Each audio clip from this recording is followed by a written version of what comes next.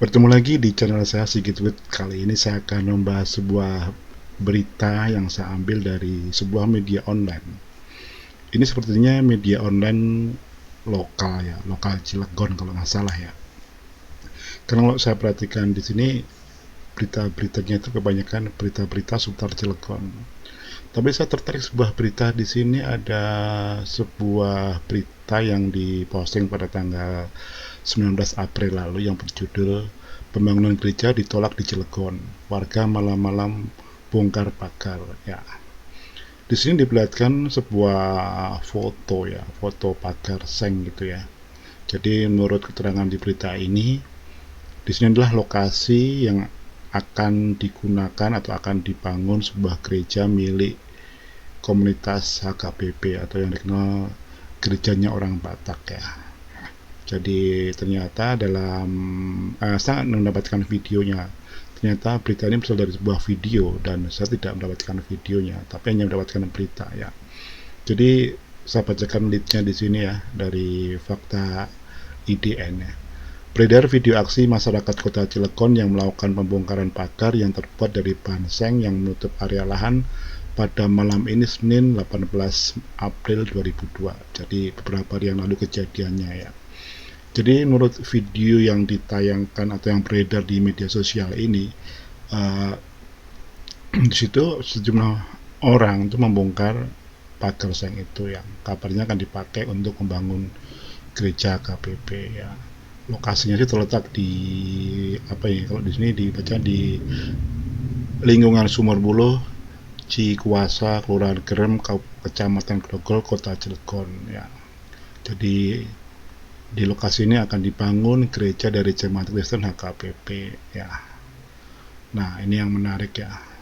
Ternyata di tengah pemerintah dan sebagian anggota masyarakat kita tuh mengedepankan kampanye toleransi, kemudian kesamaan hak, terutama juga hak untuk beribadat, masih aja ada kasus-kasus seperti ini ya, dimana ada aja sejumlah penolakan-penolakan terhadap pembangunan rumah ibadah. Tapi memang yang paling banyak itu penolakan terhadap gereja, yang kalau beberapa waktu lalu juga sempat beredar juga sebuah video yang di, kalau nggak salah di Jawa Timur, Gresik, juga ada sebuah penolakan sebuah gereja yang akan dibangun oleh komunitas Katolik ya. Sebelumnya juga pernah beredar juga yang waktu jaraknya nggak lama sih ya, masih nggak nyampe 1 bulan, di Bandung juga ada aksi penolakan juga terhadap pembangunan sebuah gereja.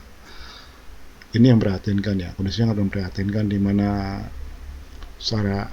undang-undang kita tuh menjamin kebebasan untuk memeluk agama dan beribadah, yaitu pasal 29 UUD 45. Ternyata tidak semua masyarakat atau elemen masyarakat itu memahami ini ya.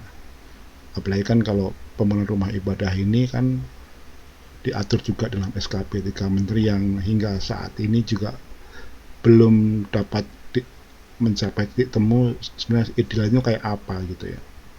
Jadi masih menjadi PR, meskipun presiden berganti, menteri agama berganti, tetap saja SKP 3 Menteri untuk membangun rumah ibadah ini sampai sekarang belum selesai. Ya, saya berharap nanti kalau dalam waktu dekat atau jangka menengah nanti ada yang berani atau ada capres yang berani ya menyuarakan atau berani merombak aturan ini, sehingga semua agama di Indonesia itu mempunyai apa istilahnya kelegaan, mempunyai tidak lagi ada ketakutan untuk waktu mereka itu membangun rumah ibadah yang untuk mereka sendiri ya. Dan ternyata aksi penolakan gereja di Cilegon ini juga ditindaklanjuti ya. Jadi di sini ternyata pada tanggal 25 Senin nanti itu ya, tanggal 25 nanti itu ada sejumlah elemen masyarakat tuh akan melakukan aksi damai ya. Mereka menolak keberadaan dan perizinan pembangunan gereja di Kota Cilegon ya. Jadi akan dilaksanakan pada hari Senin 25 April pukul 13 sampai selesai. Tempatnya di gedung DPRD dan Pemkot Cilegon. Target masanya sekitar 2.000 sampai 10.000 ya. Di sini juga dijelaskan juga titik kumpulnya. Jadi saya mendapatkan flyer ini ya di media Twitter ya. dan sempat menimbulkan reaksi yang bermacam-macam. Ada yang mengatakan bahwa ternyata kalau ada yang mengatakan bahwa sekarang ini muncul namanya Kristenfobia ya. Kalau sebelumnya kan sempat muncul juga Islamfobia, tapi sekarang itu muncul Kristenfobia yang istilahnya berkaitan dengan penolakan pembangunan rumah ibadah gereja di mana-mana. Ya mungkin ini faktanya benar ya, karena kalau kita perhatikan sejak tahun 2009 itu Setara Institut itu sudah mencatat sekitar berapa ya, di situ ada sekitar 200 gereja disegel atau ditolak dalam 10 tahun terakhir. Jadi kalau berita ini terbitkan tahun 2019, berarti sejak tahun 2009 itu ada sekitar 200 gereja yang disegel. Nah, ini suatu hal yang prihatinkan menurut saya ya, karena tengah upaya-upaya untuk membangun kesetaraan, membangun egalitas antar umat beragama dan keharmonisan umat beragama, ternyata kasus-kasus seperti ini masih banyak, dan ini pasti menimbulkan ekses yang negatif dan menimbulkan tidak harmonisan hubungan antar umat beragama di mana gereja itu akan dibangun dan dengan masyarakat sekitarnya ya. Kalau kita ingat juga kemarin itu kan di GKI Yasmin yang di Bogor itu sempat tertunda bertahun-tahun, itu nggak selesai ya. Meskipun akhirnya selesai, tapi ternyata pembangunan itu bukan di lokasi yang pertama, tapi dipindahkan karena ada penolakan dari masyarakat ya. Karena saya berpikir ya, apakah semua rumah ibadah di Indonesia ya, saya katakan dengan masjid tuh, apakah semua masjid itu punya izin gitu untuk mendirikan bangunannya ya. Karena kalau kita perhatikan kan kayak di Jakarta ini aja hampir setiap 10 meter itu ada masjid. Apakah mereka tuh semua punya izin ya? Ya, karena sampai sekarang belum ada yang meneliti ya.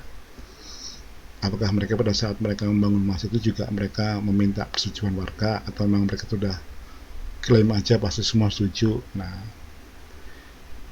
kadang-kadang saya berpikir juga ya, kayak di setiap Pemda tingkat 1 atau tingkat 2 itu biasanya namanya ada FKUB, atau kalau salah Forum Kerukunan Umat Beragama, yang istilahnya lembaga ini, forum ini diisi oleh wakil-wakil agama di wilayah tersebut. Tapi faktanya dalam pelaksanaannya itu mereka tidak banyak berfungsi ya, karena mereka biasanya kalah oleh ormas atau kelompok orang yang mengatasnamakan sebuah gerakan yang memaksakan kehendak mereka untuk menolak pembangunan rumah ibadah di suatu tempat ya. Kalau dulu mungkin FPI ya kayak gitu ya, mereka biasanya sangat aktif seperti itu, dan di setiap wilayah itu selalu ada aja orang-orang seperti itu atau aksi seperti itu ya. Ya mungkin benar juga kata netizen tuh ya, ada Kristenfobia di Indonesia ini. Kalau selama ini kan digembar-gemborkan Islamfobia, ternyata juga Kristenfobia juga menjangkiti mayoritas umat muslim di Indonesia ya. Tapi saya yakin nggak semuanya lah ya, mungkin ada beberapa kelompok atau soalnya sekelompok umat muslim di wilayah-wilayah tertentu aja, nggak semuanya seperti itu gitu ya. Karena banyak juga umat muslim di Indonesia sangat toleran dan mereka misalnya tidak mempermasalahkan pembangunan rumah ibadah dan muslim di wilayah mereka. Jadi ini semoga ini menjadi satu perenungan kita semua ya, bahwa ternyata kehidupan antar umat beragama di Indonesia itu masih banyak PR yang perlu kita selesaikan ya. Jadi yang menyangkut, apalagi yang menyangkut pembangunan rumah ibadah ya.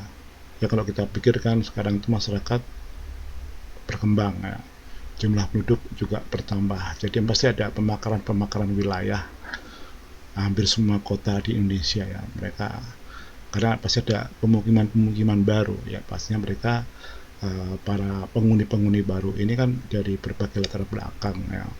Mungkin mereka yang mungkin suatu iman akan berkelompok ya. Nah, karena juga kalau mereka masih menggunakan atau mereka mengikuti ibadah di tempat mereka yang lama, pasti juga jauh ya. Akhirnya mereka memutuskan untuk mendirikan rumah ibadah mereka sendiri yang lokasinya dekat tempat tinggal mereka.